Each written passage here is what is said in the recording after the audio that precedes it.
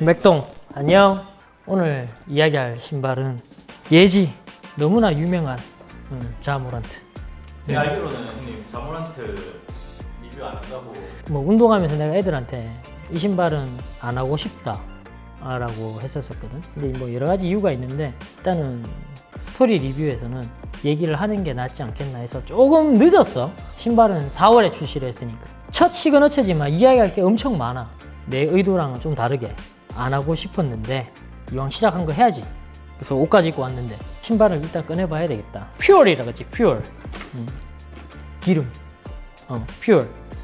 요 모델인데 참 첫 시그너처라서 이 신발이 처음에 이제 이야기가 나오면 좀 다시 좀 거슬러 올라가야 되는데 처음에 이 신발이 공개가 되었을 때 말이 되게 많았었어. 과연 이 신발은 어떻게 나올까? 이 선수에 힘입어서 이제 뭐 자모란트를 이야기를 안 할 수가 없겠지. 지금 뭐 거의 뭐 센세이션하지. 뭐 농구도 잘하고 총도 잘 쏘고 멋도 잘 부리고 잘난 척도 많이 하고. 자모란트 같은 경우에는 내가 이 선수를 조금 눈여겨봤던 게 대학교 때야. 자모란트가 있던 대학교가 사실은 유명한 학교가 아니거든. 미국은 이제 3월이 되면 NBA만큼 엄청 인기가 있는 이제 미 대학 농구 디비전 1, 뭐 광란의 3월이라고 해서 토너먼트를 하게 돼. 이때 19년도에 이제 자모란트가 있는 머레이 스테이트 유니버시티인데 이 학교가 마침내 있어. 광란의 3월 토너먼트에 들어간 거야. 뭐 잘했다기보다는 정말 그 당시에 얘가 보여줬던 퍼포먼스보다 신경을 썼던 게 나이키가 그해 5월에 얘랑 계약을 해. NBA 드래프트 한 달 전. 그 당시 드래프트로는 자이언 윌리엄슨이 압도적이었거든. 나도 자이언 윌리엄슨을 알고 있었지만 나는 얘한테 더 관심을 많이 가졌어. 근데 얘가 나이키랑 계약을 하더라고. 나이키가 처음에 선수의 그냥 포텐셜을 보고 사인을 했던 적이 잘 없었었어. 그리고 보통 이제 그렇게 시작을 하게 되면 정말 거물급 그런 사람 위주로 했었거든. 마이클 조단이라든지 르브론 제임스라든지. 코비는 원래는 아디다스에 있었으니까. 그래서 얘가 나이키에서 사인을 하길래 뭐지? 이렇게 이야기를 했어. 근데 시그너처는 올해 나왔잖아. 지금 이제 한 4년 5년 지났거든. 한 1, 2년 전쯤에 얘 시그너처가 나온다 그러면서 루머가 엄청 나왔었어. 나돌았었어. 사진도 막 나오고 이랬었거든. 근데 나는 그 사진 보면서 그건 아닐 거야 라고 생각했는데 그게 아니더라고. 그러니까 작년 12월에 자모란트가 이 로고가 박힌 옷을 입고 나온 거야. 그러면서 신발 들고 나왔대. 그리고 공개가 돼. 가격도 되게 저렴하게 나왔어. 정가 $110. 나이키가 첫 시그너처를 보면 조금 저가로 시작을 해. 마이클 조단이나 르브론 제임스 같은 경우에는 막 풀스펙으로 때려 박아가지고 신발을 만들었거든. 에어조단 1 같은 경우야 1984년, 85년이니까 뭐가 있겠어. 뭐 르브론 제임스가 있었던 2003년 같은 경우에는 뭐 줌제너레이션 같은 신발은 되게 굉장히 고스펙으로 신발이 나왔었단 말이야. 넘사벽이니까 예외라고 치자. 근데 이 친구 같은 경우에는 자이언 윌리엄슨이 있는데도 불구하고 이 신발이 나왔는데 가격이 좀 싸게 나온 거야. 그런데다가 4년이나 걸렸어. 전부 다 베일에 쌓여 있었는데 이게 베일에 쌓일 수밖에 없었어. 이 신발을 만드는 걸 1년 6개월 동안 그냥 비밀리에 붙인 거야. 극비상. 그래서 나이키가 그 어떤 정보를 주지도 않았던 거야. 신발 디자이너는 누구냐면 카이리 어빙의 창조자지. 카이리 시리즈 벤자민 네턴고베. 대단한 게 뭐냐면 얘는 자기 신발을 만들면 스토리를 공유를 하거든. 근데 이 신발은 절대 공유를 안 한 거야. 나이키에서 이 신발이 가지는 의미가 조금 사뭇 대단하다기보다는 조금 의미가 있지 않나. 그래서 1년 6개월 동안 이걸 극비리에 제작을 했다고 그러더라고. 근데 신어보잖아. 진짜 별거 없어. 내가 그래서 이 리뷰를 안 하려고 했던 이유 중에 하나야. 첫 시그너처 치고는 이야기할 게 엄청 많아. 우리 신발류를 보면 일단 로우컷이잖아. 로우컷. 그리고 신발이 생긴 게 보면 약간 예전 신발 같은 이미지거든. 근데 이게 신발이 탄생 배경이 어떠냐면 자모란트는 어떤 플레이를 좋아하냐면 양발 점프. 자모란트가 덩크 찍는 거라든지 이제 플레이 좀 다이나믹하게 움직일 때 보면 양발로 이렇게 좀 도약하는 플레이가 많아. 그리고 자모란트도 그런 성향의 퍼포먼스를 좋아한대. 그리고 굉장히 다이나믹하게 움직이잖아. 방향 전환도 굉장히 작거든. 방향도 자주 바꾸고. 그래서 수직 점프에 용이하게끔. 그리고 방향을 자주 바꿀 때 신발이 잘 서고 잘 잡히도록 만들어 달라고 해서 이런 모양을 가지고 나온 거야. 가장 큰 특징이 보면 이렇게 보면 여기가 굉장히 두툼하잖아. 근데 여기가 왜 두툼하냐면 양발 점프를 하게 되면 이렇게 발이 팍 퀵 스탑을 해야 되잖아. 빨리 탁 서야 되잖아. 그러면 발목에 엄청 무리가 많이 가겠지. 로우컷인데도 불구하고 여기 패딩을 엄청 두껍게 해서 양발 점프할 때 지지랑 안정성을 조금 고려하게끔 만들어 달라고 해서 여기를 굉장히 두껍게 만든 거래. 그리고 지금 여기서는 뭐 락다운 시스템 어프라고 이야기를 해. 나이키에서는 요거 이제 사실은 뭐 보강제라고 이야기를 해. 보강제. 여기 어퍼에다가 한쪽을 더 댄 거지. 이쪽에 굉장히 두꺼우면서도 여기 보강제를 양쪽에다가 이렇게 둔 거야. 그리고 요거는 조금 특수사항인데 요 앞부분이 이렇게 낮잖아. 여기 잎인데도 좀 낮아.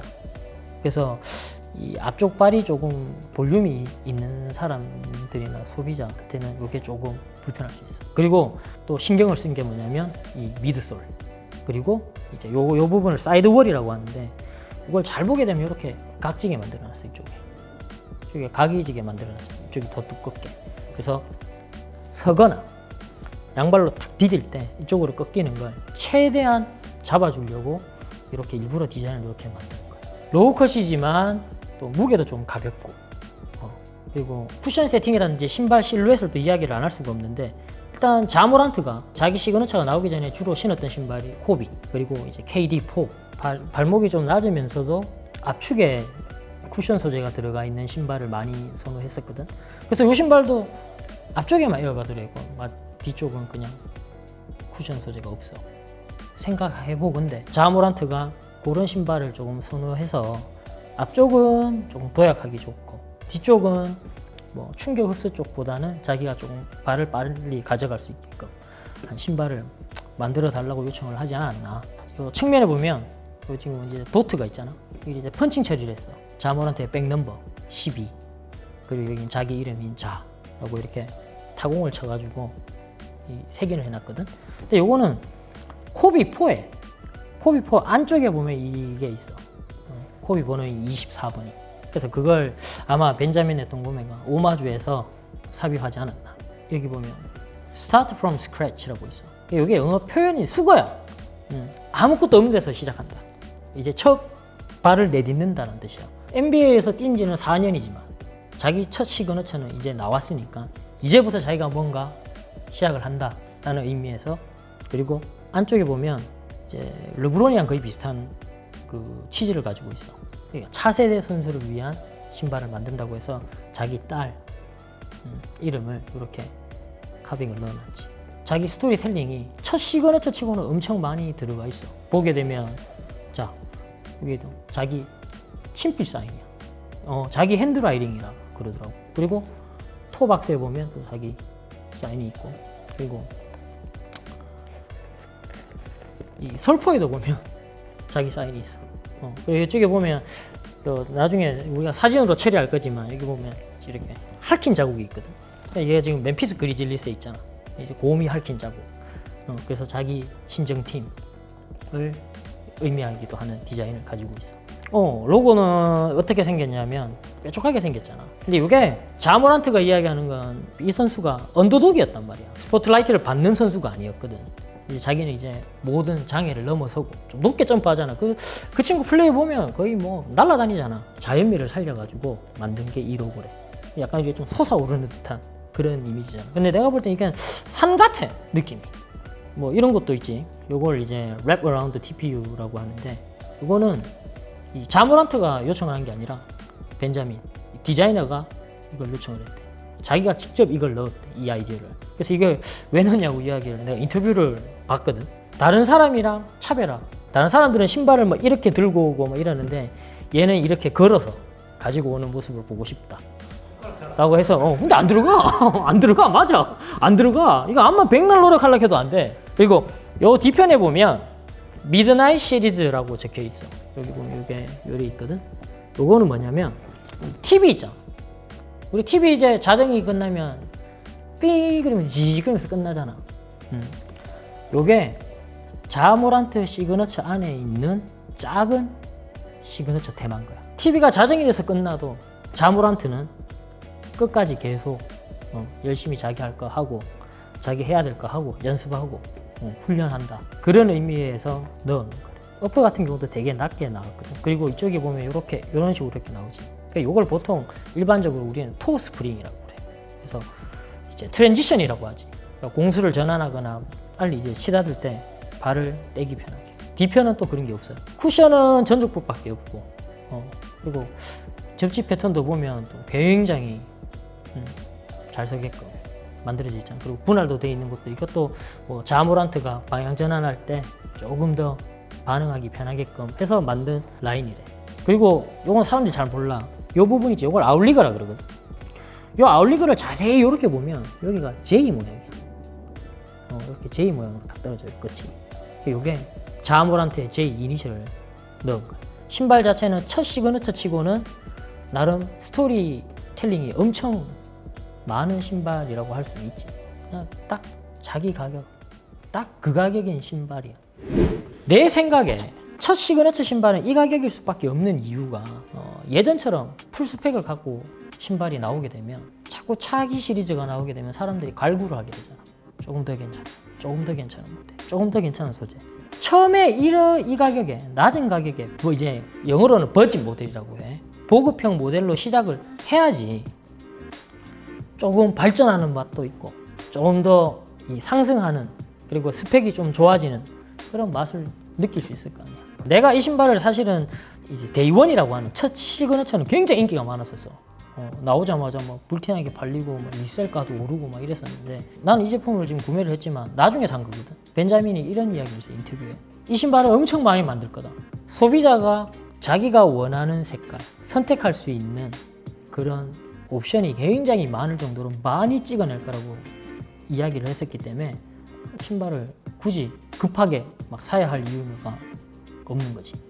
단 자모란트 팬이라면 첫 시그너처 퍼스트 컬러는 조금 의미가 있지 않을까. 그리고 하나 내가 요 신발 보고 조금 놀랐던 게 뭐냐면, 요 안쪽 같은 경우에는 요 두 라인만 스피드 레이싱으로 잡아줬어. 왜냐하면 여기가 스피드 레이싱을 하면 결속이 잘 되거든. 그러니까 요 부분을 굉장히 잘 잡아줘야 되지 않겠나 라는 생각을 얘네들이 고려를 한 것 같아. 그리고 메쉬도 이 옛날 소재를 썼지만 잘 보게 되면 이렇게 번들번들거려. 이게 생산을 하면서 생긴 실수인지, 그 실수가 지금 이제 장점이 된 건지 몰라도 이제 보통 한 멜팅이라고 하잖아.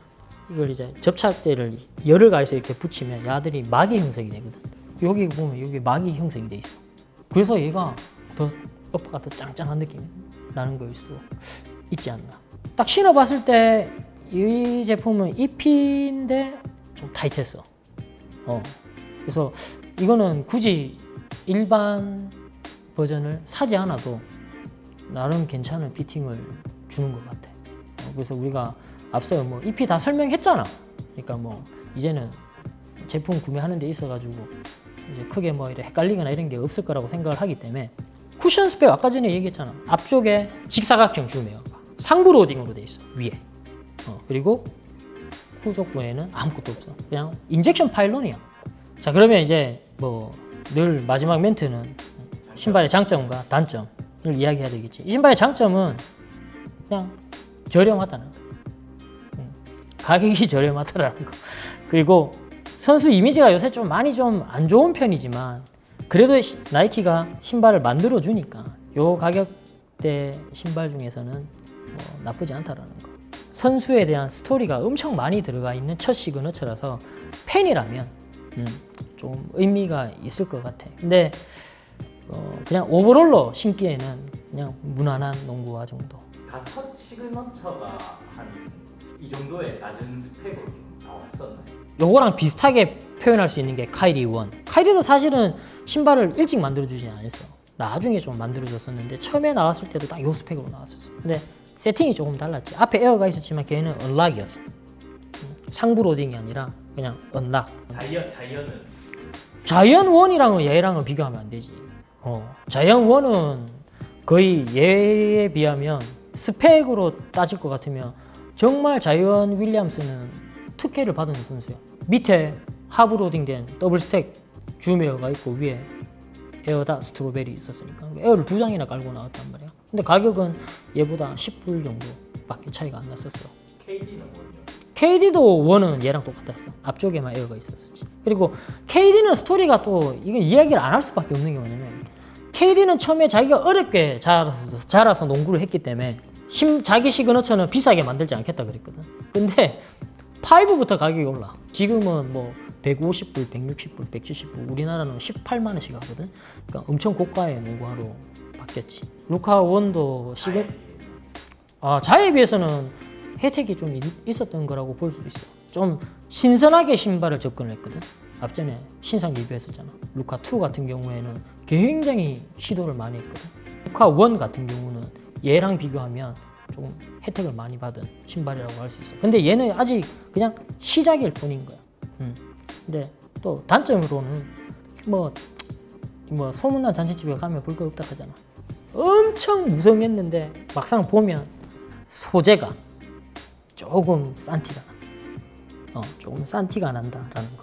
한 줄 평을 남기면 좋아하는 선수의 신발이지만 나는 별로다.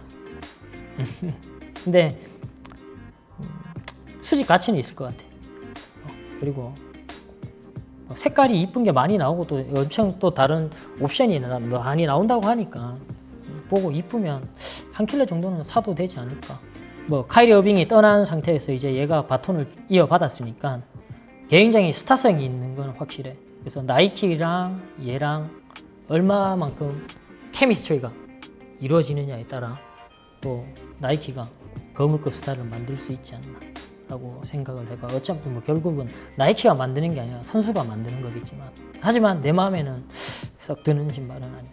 그냥 요 가격이면 전 충분해. 요 가격 이상 주고 살 신발은 아닌 것 같아. 약간 덧붙이면 카이리 로우 4랑 좀 비슷한 느낌. 그 정도. 됐나? 됐습니다.